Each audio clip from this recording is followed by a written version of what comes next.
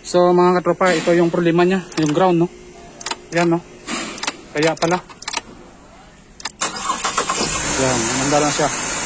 Yan, nagdulos yung ground.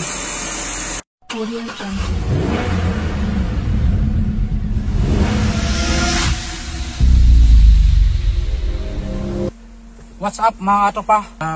Ngayon na naman tayo nakapag-vlog mga katropa dahil nga alam nyo naman sobrang busy ko lagi mga katropa. So mga katropa, mayroon naman tayong Cadillac CTS 2009 model mga katropa.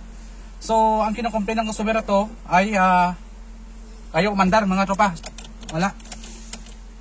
Yan mga katropa. So check muna natin sa scanner mga katropa. Titingnan natin kung mayroon ba siyang trouble code. Okay. So check muna natin sa scanner. Diagnose. Engine. So mga katropa, ECU does not respond connection. So mga katropa, tignan tayo sa may transmission, control module.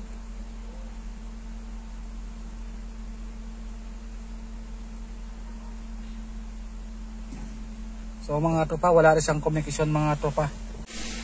So mga katropa, yung indicator light niya sa may yung indicator na dito mga tropa sa may transmission hindi gumagana. So tingnan nyo. Oh, yan nakaano siya. Yan no. Mga katropa, pag nag-diagnose kayo ng sakyan, una-una tanungin yung may-ari. Tanungin nyo kung ano ba problema ng sakyan. Para pag nag-troubleshoot kayo mga tropa, hindi kayo maligaw. Pag mayroon akong customer mga tropa, tinatanong ko muna kung ano ba yung nangyari sa sakyan. Ito, katulad dito mga tropa, ang nangyari sa sakyan to, tumatakbo siya, bigla na lang siya namatay.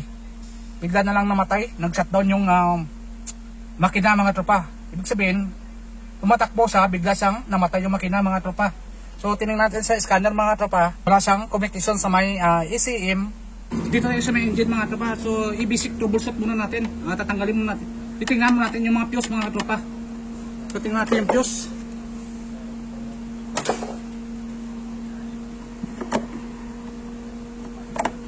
Yan. Isasaklan natin ito yung terminal ng test light sa may ground. So tingnan natin. Meron pala dito. Titingnan natin yung yung fuse ng ECM.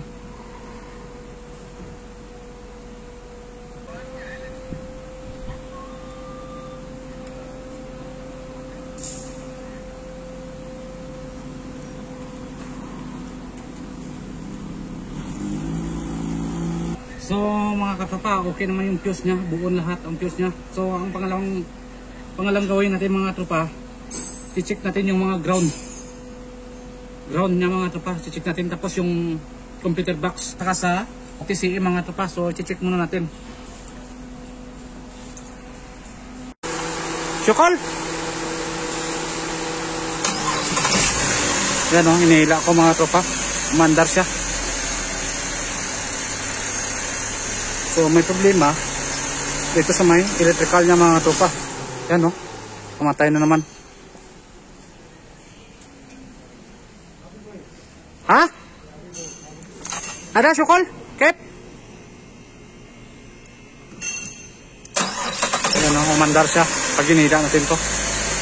Ngayon, may problema dito sa may electrical niya mga tropa. Dito yata may problema. Yung ground niya yata. Syukol? Mati?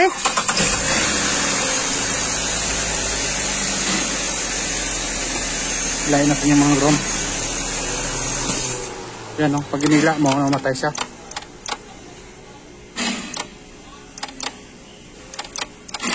Ito. So mga katropa, ito yung problema niya. Yung ground no. Yan no. Kaya pala. Yan no. Ito yung problema niya. Oh. Baka pinagawa nila to sa iba mga tropa, tapos hindi na nagpitan niya no. Oh. Kita nyo. Yan no. Ground. So ipitan natin. Yago. Oh. Syukol! Yan, nanda lang siya. Yan, nagdulos yung ground. Yun o. So ipitan muna natin. So mga katropa, nakabit natin yung ground. Yan o, okay na siyang ground nya. Balik natin yung mga tinanggal natin. Tapos start natin mga katropa. Tingnan natin, start natin. So mga katropa, ni-roll test natin mga katropa. Tingnan natin kung may iba pa siyang problema mga katropa. Kaya lang may check engine siya mga katropa. Yung check engine nito ay oxygen sensor. Pero hindi kasama yan sa usapan namin ng customer mga katropa. Ang usapan namin dito kasi ipapanda rin ko lang yung sakyan. Pero kung ipagawa nyo yan, ang oxygen sensor, di gawin natin mga katropa. Pero additional charge yan mga katropa. Hindi kasama yan sa labor na papanda rin yung sasakyan lang ang usapan namin. So mga katropa, shout out nga pala dyan sa mga subscriber ko. Maraming salamat sa suportahan nyo mga katropa. Please i-share tong video mga tropa para kahit papaano makapagbigay tayo ng kunting tips sa mga beginners na technician o di kaya sa may-ari ng mga sasakyan kung paano gawin yung sasakyan na may mga problema mga tropa. So yan yung sasakyan mga tropa. So okay na siya.